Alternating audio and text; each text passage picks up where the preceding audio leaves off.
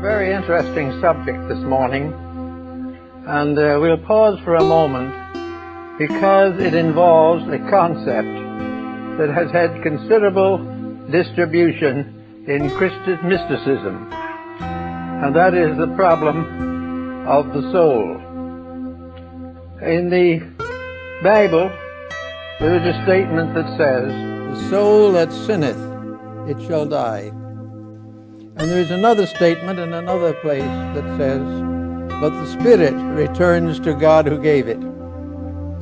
And the problem of the difference between these two definitions has been of confusion to theologians for a long time.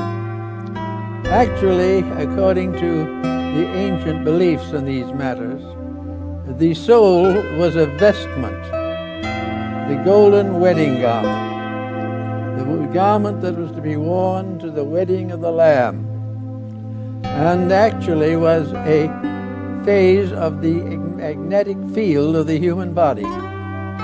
In other words, the golden wedding garment, or the soul, was a construction that arises within the magnetic field of the human aura. In other words, as the works of goodness, as the desire to grow increases, and the individual makes certain changes and improvements in his own life pattern, there are changes in the magnetic field. Gradually, there becomes a transformation, and there appears in the field a luminous quality, which represents the goodness of our hearts and minds. This goodness increases as we increase in righteousness, and in the end it becomes a luminous vestment within the magnetic field, or within the aura. And when it attains to this magnitude, it is called the golden wedding garment. Now this is the garment of righteousness, the garment that is earned by the labors of the life. It becomes also part of the great protection which guards the individual from within himself as he increases in understanding and insight. In all practical purposes, therefore, the story of the golden wedding garment, or the soul, is the story of the visible changes in the constitution of the magnetic fields of the human body, which tells us of the unfoldment and development of the being that has that body. Also, the aura or magnetic field does manifest to some degree in the visible world. And the works of the golden wedding garment are the labors of righteousness. As the individual increases in spiritual integrities, these integrities become a part of his essential consciousness. They are not moods that arise and fail. If the growth is genuine, these moods grow and continue until the individual's inner life is transmuted and transformed. Therefore, in a sense also, the soul becomes the stone of the philosopher, the mysterious alchemical mystery of the transformation of all base substances into the gold of wisdom. Therefore, when we speak of the victory of soul over circumstance, we refer to the growth of inner light over the pressures and problems of outer living. We find gradually that the strength to do it right develops within ourselves. We are not saved, so to say, by some outside force or by some legal or legislative change. We grow from within, and as we grow stronger from within, the adversities of the outside become less. The golden wedding garment, therefore, is also this mysterious elixir of life, one drop of which transforms 10,000 times its own weight. These terms, which are used in mysticism to guard the secrets from the profane, are also in a way mysteriously correct, for they represent the tremendous increase of inward power resulting from the transmutation of the base elements of life. Actually, therefore, we have to realize that under normal conditions, we are of this earth earthy. We are not bad, we are not evil, we are like all other creatures. We simply are made of certain substances, and these substances gradually gain dominion over us, and we react to these pressures much as the animal does, or any of the other kingdoms of nature. But these pressures, while they are present in the human being, are balanced by a tremendous power within the human being that is not present in the other kingdoms. In the other kingdoms, this greater power is left with group spirits, or powers that protect orders of life, not individuals. With human beings, however, the protection becomes individual. This is one of the ways in which we distinguish humanity from all the other kingdoms of nature. Humanity has the power of redemption within itself, and each individual has the power of redemption within himself. He must develop this power, and must strengthen it, and must permit it to manifest out into his daily life. And when he does so, he achieves the transmutation of the base substances of his body. Now, base substances in this case does not mean evil substances. It simply means matter, material, substance as it is in earth and on the ground beneath our feet. It is the natural substance of the natural world. But the individual is not of this. Though it may seem like plant, his root is in material things. Actually, as Plotinus tells us in his essay on the beautiful, while the roots of man are in the earth, the flower and the seed is in heaven. And the gradual growth up is told in one of the European folklore stories, Jack and the Beanstalk. The beanstalk being the symbol of the spine with its various chakras and centers. Actually, however, the soul constitutes the sum of the things we have done well. It is the sum of the victories, little ones mostly, by which added together becomes the basis of redemption. The individual, in other words, must save himself. He cannot be saved by any outside power, nor can he be destroyed by any outside power.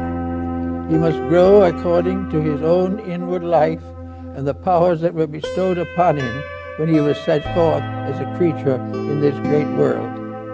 Each individual, therefore, is building his own wedding garment. He's building his own soul out of his departments, out of his way of life, out of the parts of his nature, out of all the circumstances which occur to him every day.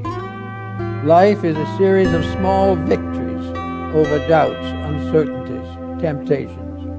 Wherever there is a victory, there is another flash of light in the soul body, and gradually this body becomes luminous, like the Christmas tree which Luther uses to describe it. This soul body, then, is gradually building up, and out of its building comes the securities of life. Out of the power of this increasing soul body comes the power to still improve more rapidly and make further growth. The immortality of man is growing up in him in a mysterious substance. His bodies have a material immortality in the earth. His spirit has an immortality in heaven. And between these two is the soul, the bridge, the mysterious elixir of transformation which we find in our daily living. I think it is well, therefore, to remember that even small, nice things, nicely done, are important. It is important when the unkind word is not spoken. It is important when the individual gives the small deed of goodness, which may be a momentary inconvenience. It is important that the person receives the insight and the wisdom to recognize that every small victory, added to all other small victories, forms the great victory which we call salvation. Salvation is nothing, therefore, but the victory of reality over illusion, the victory of the truth over error, the victory of unselfishness over selfishness. It in every case is the victory of the negative over those things which are positive and contribute to the common good. Therefore we think of the soul now as a mysterious, luminous vestment. And we know by going back to the ancient writings and the ancient pictures on the walls of temples and in scrolls of ancient times, that these pictures showing the robes of royalty, showing the vestments of the high priest of Israel, showing the wonderful garments of glory of the Indian sages, all these are pictures of this mysterious, magnetic, internal soul garment. The individual, according to the ancient Kabbalists and mystics cannot enter heaven in the physical body alone. Therefore, he must leave the physical and go forth in the robe of glory. And the robe of glory is first a plain white garment, the garment of innocence, the garment of purity, the garment of the effort not to do that which is wrong, to purify the life, to live constantly in the light of reality. After a while, this garment is given a further development. And in the description of the tabernacle in the wilderness, we find the description of the garments of the priests and of the high priests of the tabernacle and the temple of Solomon the king. We find similar descriptions in Egypt, also in India and China. Mysterious, gloriful robes, great and stately symbols, all of which recognize are but physical representations of the invisible energies that emanate from a redeemed person. Now, a redeemed person is not one who is saved by something. A redeemed person is one who outgrows the limitations which he has placed upon his own life. We all view ourselves in one way or another. We think of ourselves as we know ourselves. We look in the mirror and we say, this is myself. And this is not true. What we are seeing is a shadow. And because of the eyes see only shadows, this is all of the being that we see. A mystic or clairvoyant under certain conditions may see more, but for the average person, the visible form which we behold is the real self. It is this same self that dictates our appetites, that demands our attention, that requires that we fulfill its ambitions. It is this shadow that has an appetite which can result in physical ailments. It is this shadow that breaks homes. It is this shadow that breaks laws. It is this shadow also that perpetuates the distance between the individual and the happiness and truth we are all seeking. So this shadow is the power of darkness, and it has no reality whatsoever. It has merely the fact that we do not have the eyes to see. And as Bamy says, those who have eyes, let them see. Because all of these things that we talk about are available to the eyes of the soul, but they are not available to the eyes of the mind. And the eyes of the soul, to meet the old requirements, are a development of faculties that are latent until they are developed by the unfoldment of the integrities of personal life. The magnetic field of the individual begins very largely as a physical support. It is something to nourish the body, to maintain it, and to protect it. Gradually, as the time goes on, after one embodiment or another, this magnetic field begins to register the moral qualities of life. It gradually begins to show the colors of good and evil. It begins to represent the part of us which is invisible and tells us the sad story of ourselves, the story of the individual who in the midst of a great wisdom remains untouched by the truth that he needs so badly. And in our present day, with the pressures and confusions of the hour, it is obvious that there must be a victory of soul over body. There must be a victory of cause over effect. there must be a victory of realities over illusions. Now we live largely in a world of illusions, and in a sense, as we have a physical existence now, all the elements that make it up, all the habits that we have, all the institutions we maintain, the entertainment we choose, the ideas of education we keep, all of these are part of what might be called the obscuration of ignorance, and they are part of the negative individual magnetic field. While we live in the negative field, we react to the negative factors, and little by little these negative factors destroy us, or at least they impoverish the spiritual values within ourselves, until finally inside of ourselves the colors and luminous forms of the magnetic field become cloudy and dark and dismal. Now, the magnetic field of the narcotics addict is a rather pathetic thing. The narcotic field of the person who has no integrity, no values, who lives upon the surface of ignorances is bad. And also, this magnetic field, being negative, perpetuates itself from within itself. And little by little, the individual who has gradually become more and more vicious finds that the viciousness increases, until finally he reaches a point where he must change or lose the values of the incarnations through which he has passed.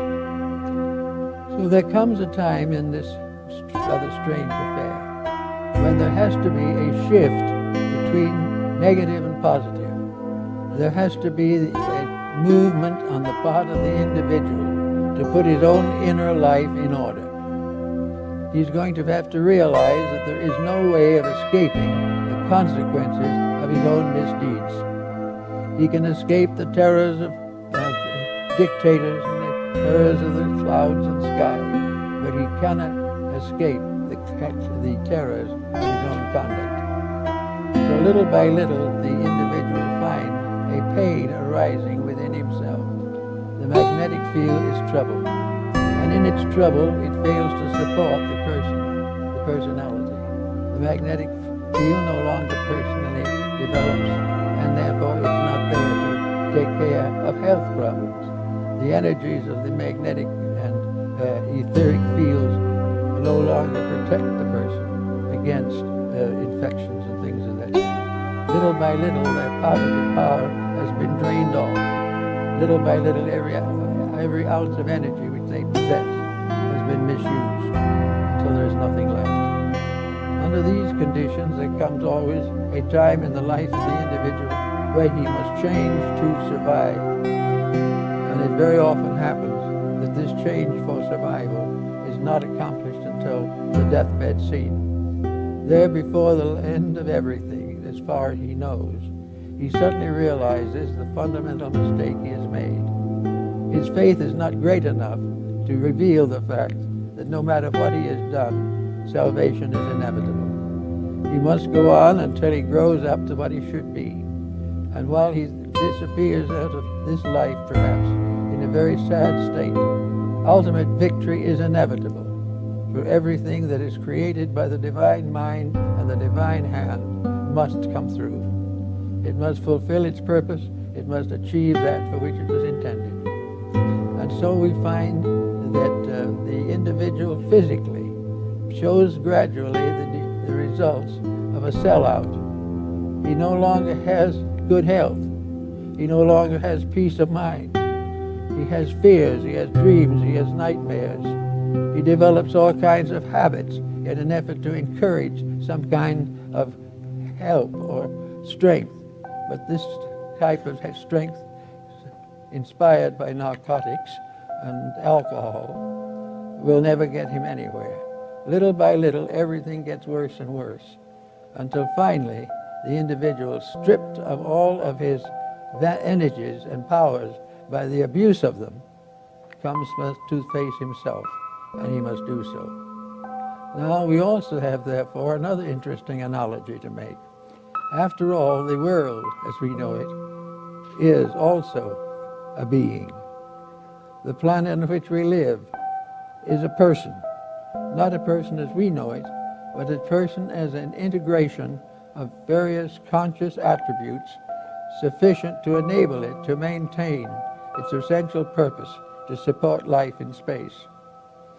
Now this planet also is subject to the results of the confusion and the misuse of power which we find around us every day.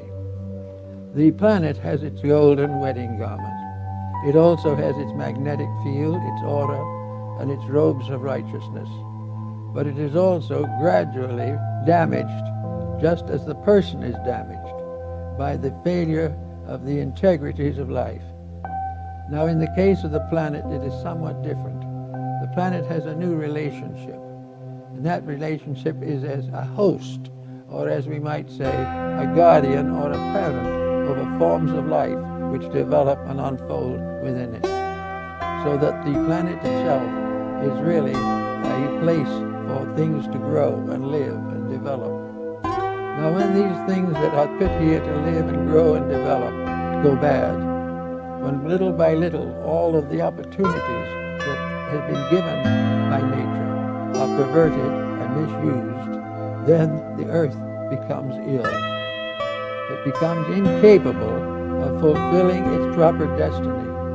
It cannot do for us the things that it should, because we have drained away all of its resources in misuse. We have exhausted its strength, its beauty, its wisdom, its love, all of these things, until there is nothing left. And we have only bodies, empty bodies, with empty minds. And in those moments of great decision, the laws of life move in. The law says it is not possible to fail. There can be delays, there can be mistakes, but in the long run, things must come through. That which is created by the divine power will never rest until the divinity within it gains supremacy over all the rest. And so we have what we might call emergencies. These emergencies are wars, pestilences, they're health problems, weather problems, earthquakes, all kinds of indications of trouble.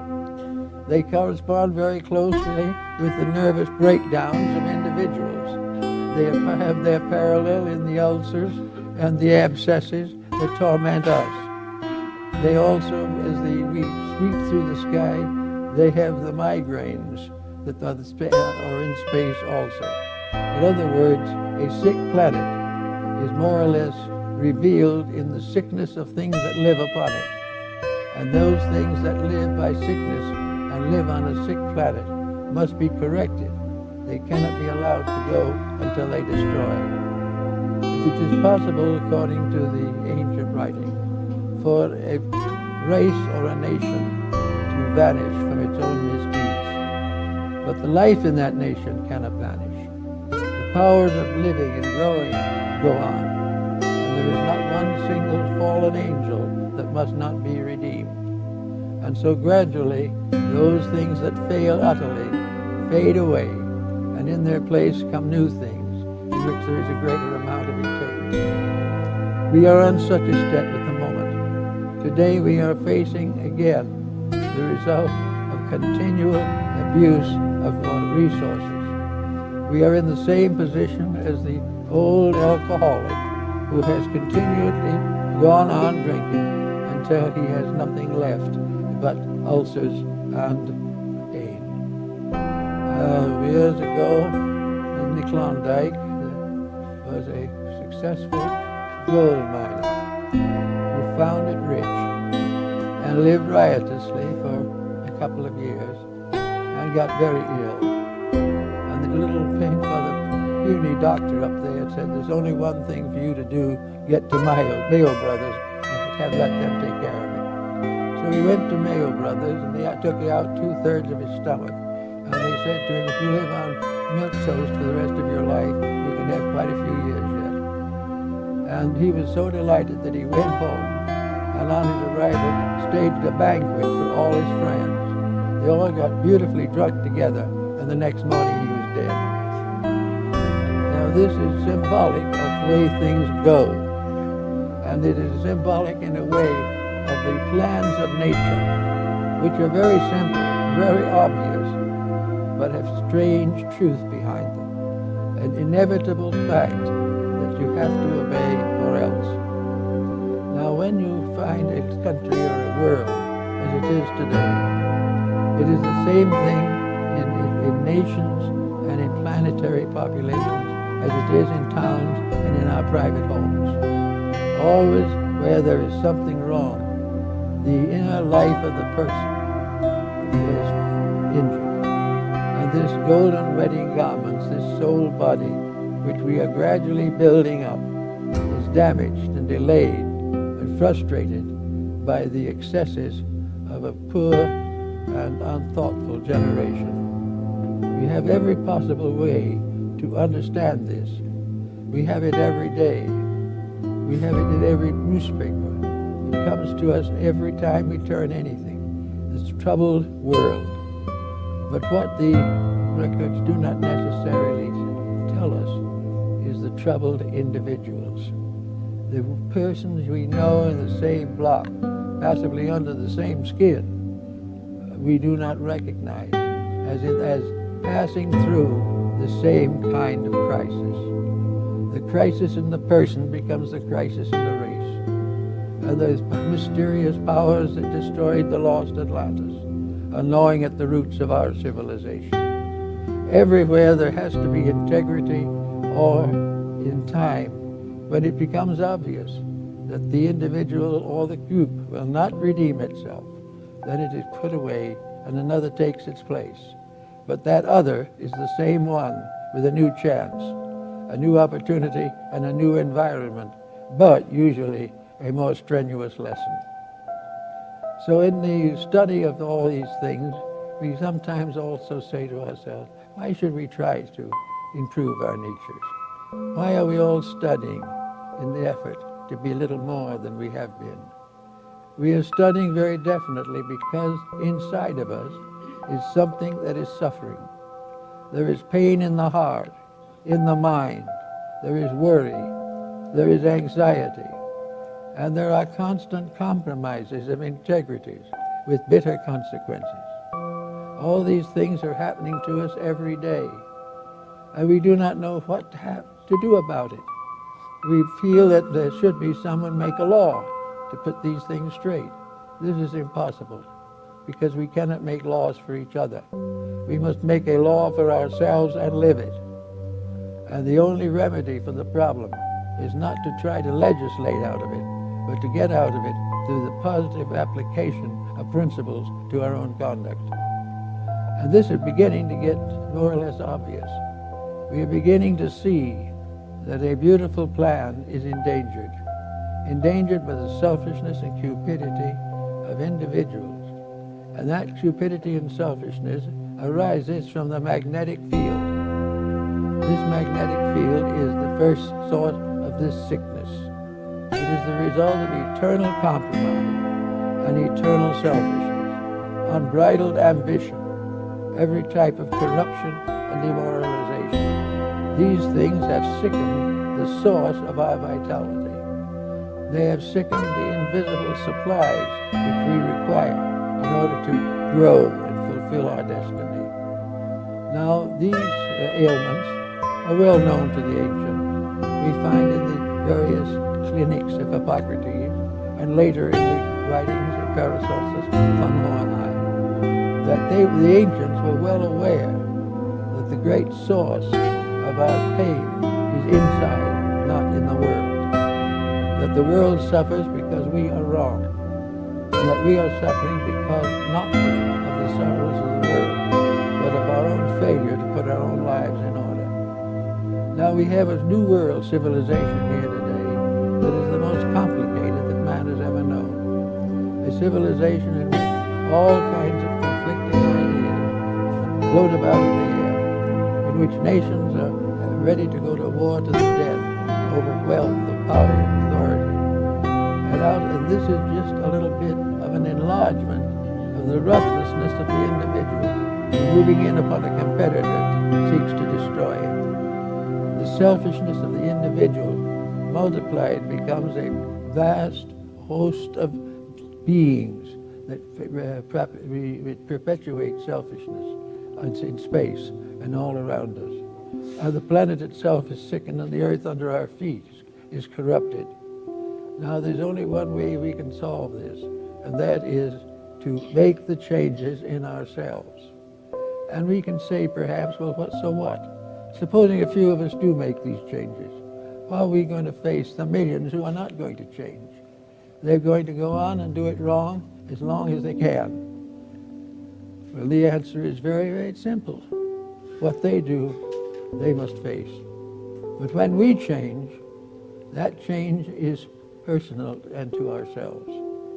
No matter how bad the rest get, we can get better. No matter how many mistakes they make, we do not need to make them. And the proof of the matter is that at the great harvest time, when it comes for us to go and join the ages in the sleep between incarnations, we will take with us everything that is good, and nothing that is not our own can know us. Therefore, even though in life we are penalized, in the great life of things we are rewarded. And it is better to be rewarded for the good things than to continue to suffer the penalization that we must all suffer while all these things go wrong. So here we have religion. Religion, which is probably the world's most beautiful source of inspiration, divided into sects and creeds with various mysterious social changes, with wars and riots and intolerances of all kinds. Religion, which should be the source of unity and goodness, is likewise divided. And that religion which is divided will fall, just as all the other things fall. And when it does fall, people will say it was reformed by some mysterious divine power. It was reformed because each individual who understood the facts changed their attitude, and in changing their attitude changed the destiny of the faith. Everything begins with the improvement of the individual. This is his realm.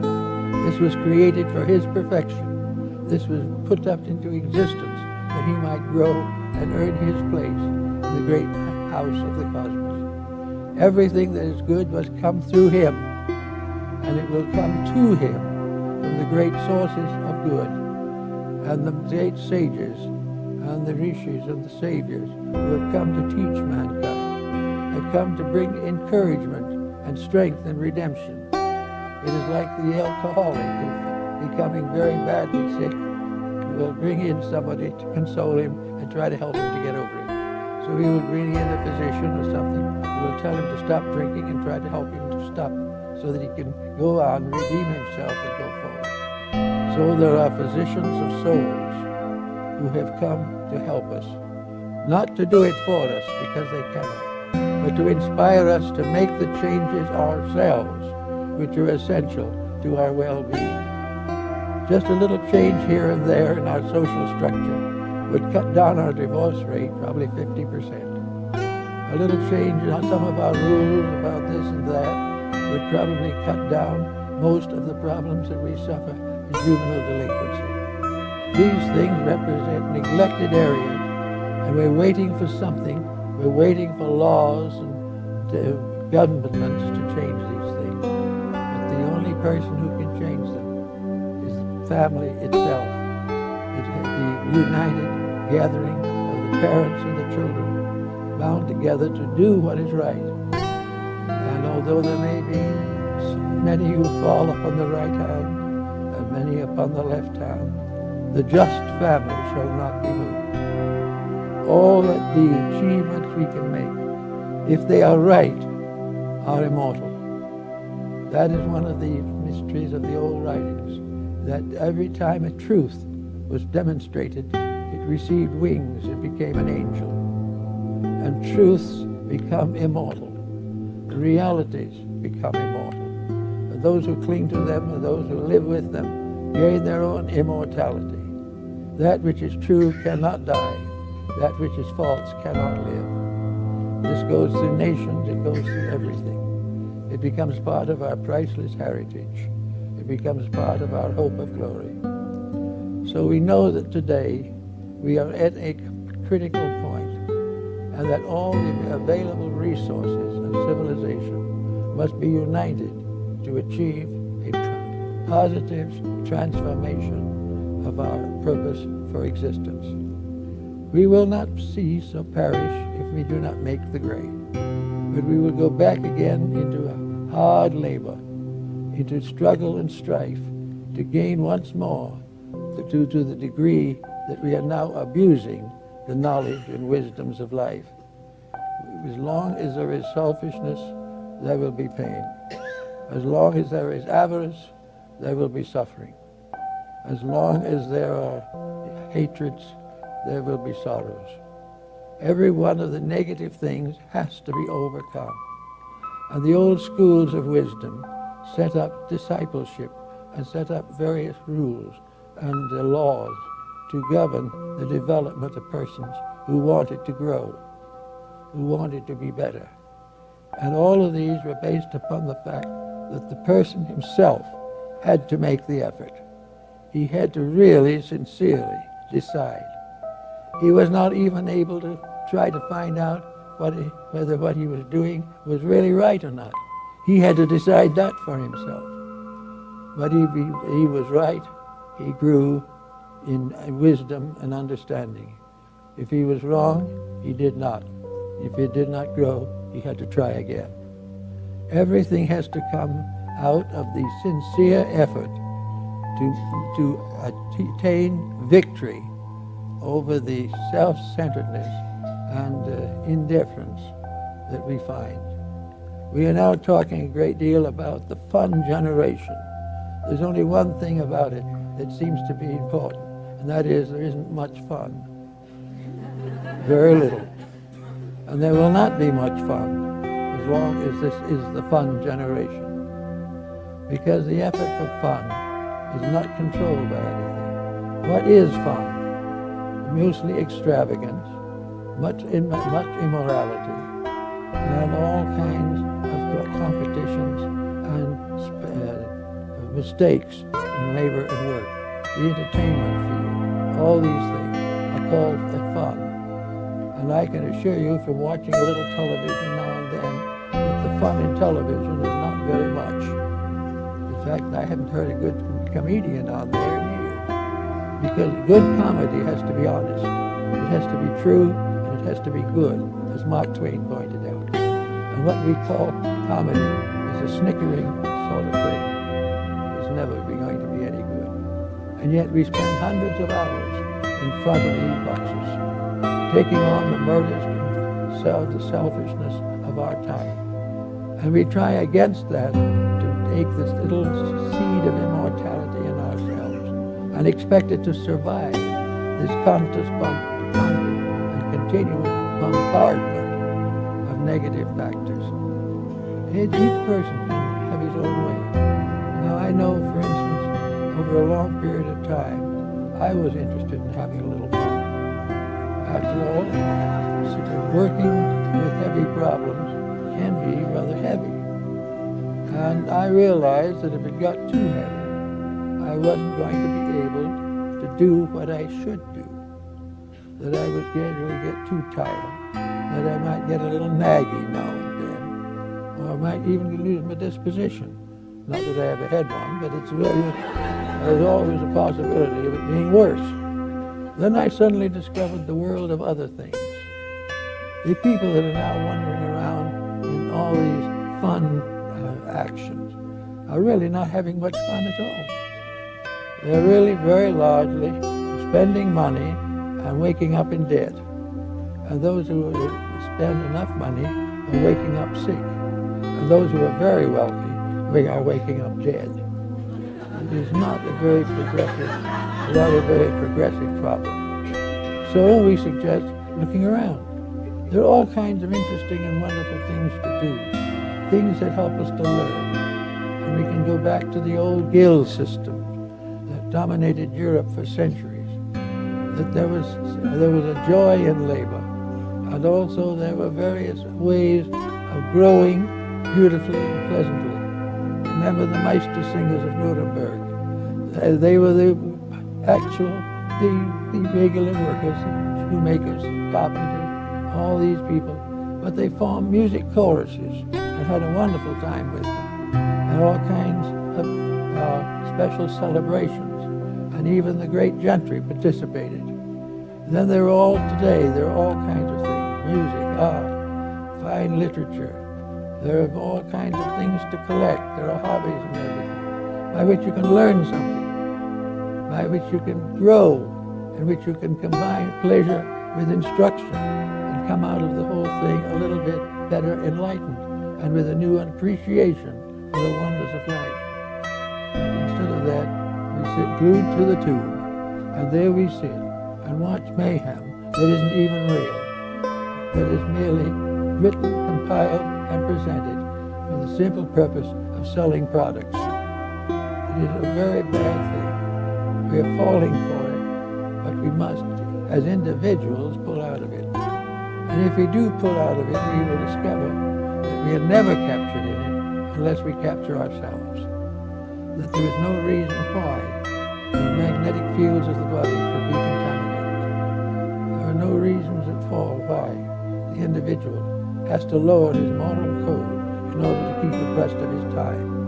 If his time is below him, he must rise above his time. If there are things that he should be doing and he is neglecting to have a fun that is never there, it is time for him to wake up. Now the answer has always been you can't move all these people. You get one started and you put a law in and you think you've got something blocked, and immediately somebody comes up and objects. And there's a great big political system, a big congregation of voters and so forth. And of course, in mass of this nature, the majority is liable to rule, and the majority is liable not to be right. Therefore, that isn't the answer. You can't simply make a law against this and a law against that. What you can do is make a law for yourself. And I believe it was Woodrow Wilson who said on one occasion, it is better to fail in a cause that must ultimately win than win in a cause that must ultimately fail. And we have this problem on our hands today. We are mixed up in a cause that must fail. And we cannot necessarily depend upon others to see it our way. But we can try in every way possible to contribute nothing to the decay of life. Do everything that we can to make it better. Do everything that we can to make ourselves more fit for the job that is ours.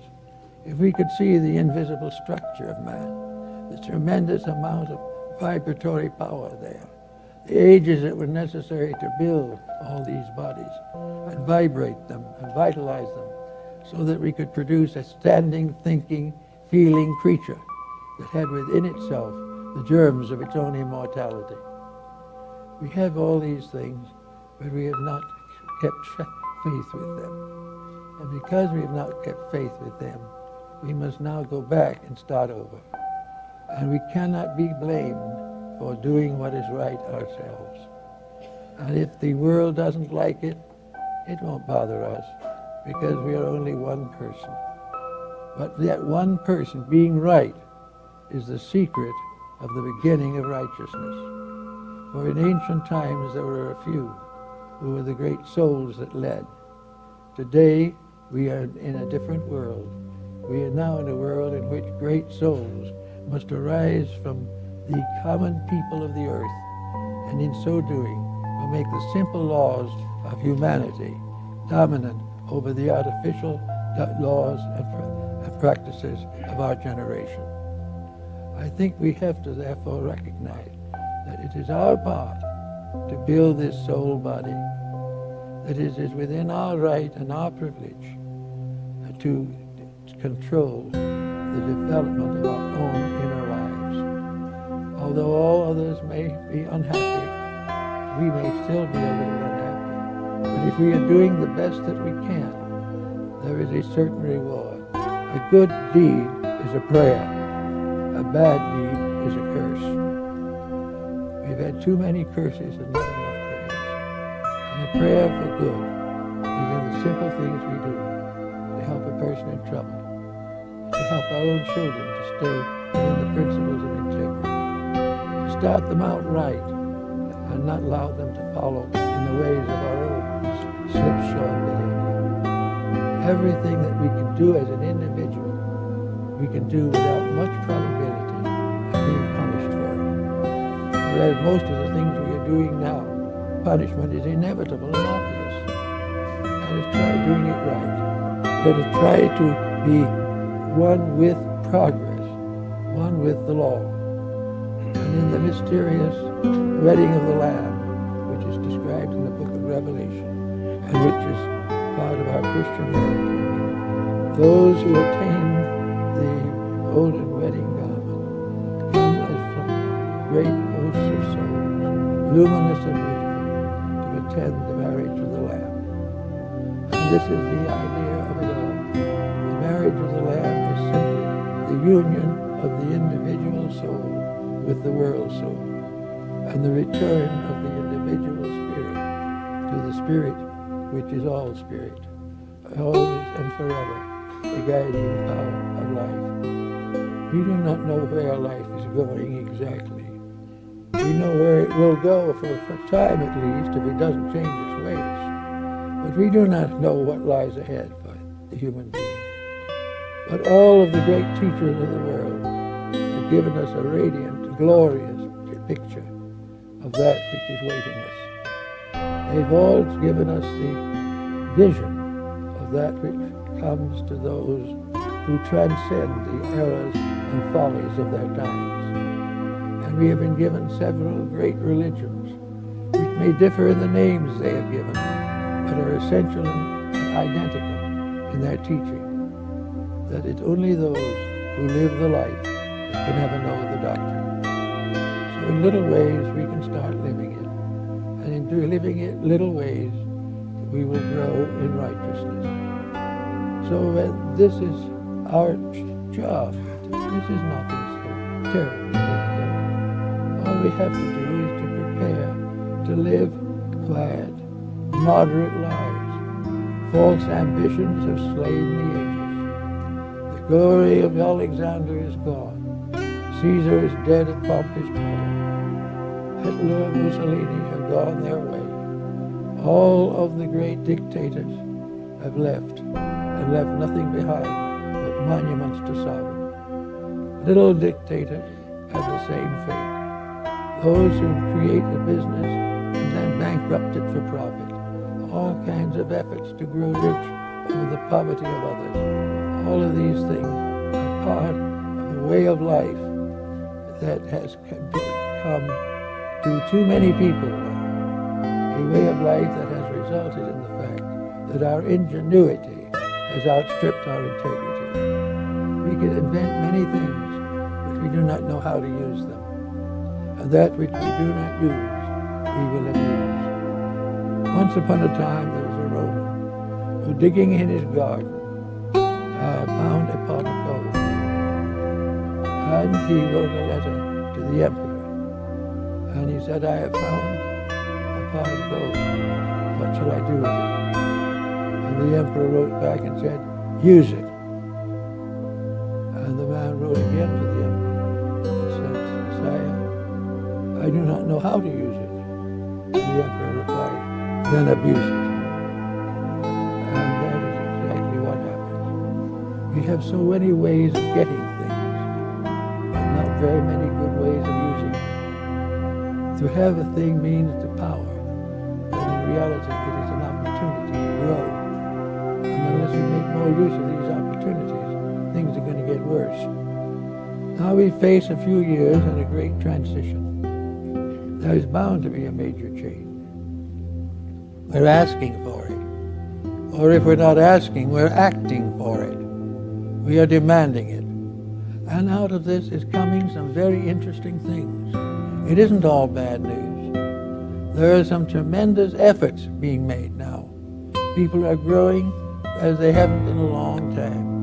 There's a certain and definite reason for believing that the individual is beginning to know that he is not something with a free will in space, but that he is a creature under law, and that this law is a law of wisdom and mercy. As more and more the individual is becoming aware that out of his own integrity must come his own salvation. Realizing this and living accordingly, we can make a very powerful and positive contribution to the future of our people.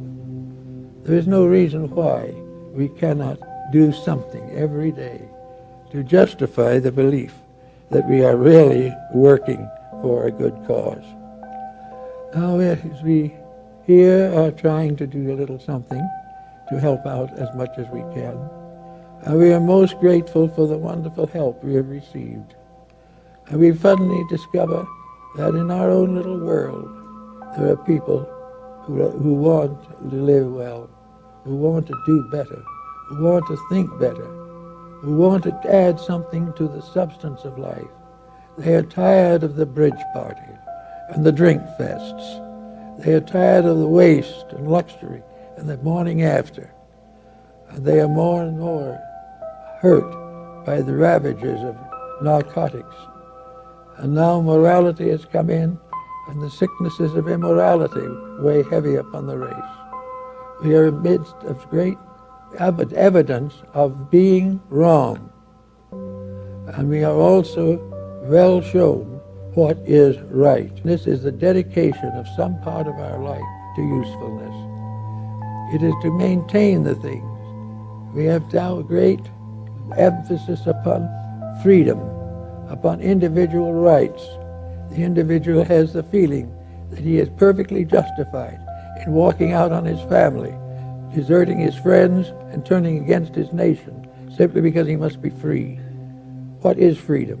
To him, freedom is the gradual building of a cage, which once it captures him, he is worse enslaved than in any other way. Freedom is really a form of self-slavery for most people.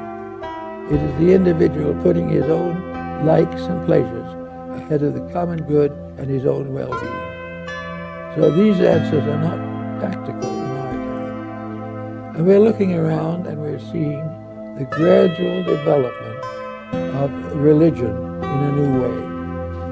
We are coming closer and closer to a unity of faiths, which will be a tremendous step in the right direction. We are also coming to realize that religion is not simply attending a place of worship. It is bringing the truths of life into the home, into the family, and into the business. A real religion is in the shop, in the house, in the school, in the hospital, in the courts. Religion is not something to talk about theology. It is to live the golden rule, to keep the Ten Commandments, and to realize that regardless of all our sophistication, we will never be able to outgrow the Decalogue or the Sermon on the Mount. These are inevitable and eternal fixtures. We can break them, but we suffer. We can keep them, and we will get well. And this is something each person does for himself. He does not do it because his neighbor has done it, or because the community is doing it. Maybe he hopes it will. But even if the community is doing it, unless it is a personal dedication of his own, it will not bring an end to his own misunderstandings and misuses of power. So we hope that everyone will remember a little bit that this golden wedding garment is also, according to St. Paul, the garment of divine love.